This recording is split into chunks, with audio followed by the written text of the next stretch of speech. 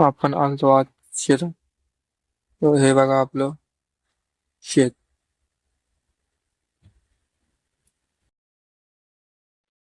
राम राम मंडळ.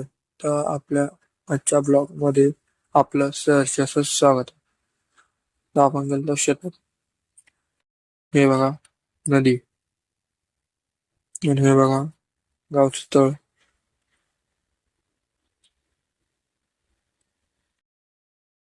तर मग आलतो आपण शेतात. हे बघा आपलं महादेवाचं मंदिर.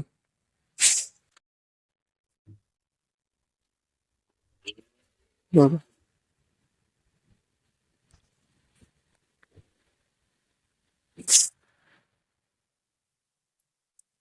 मग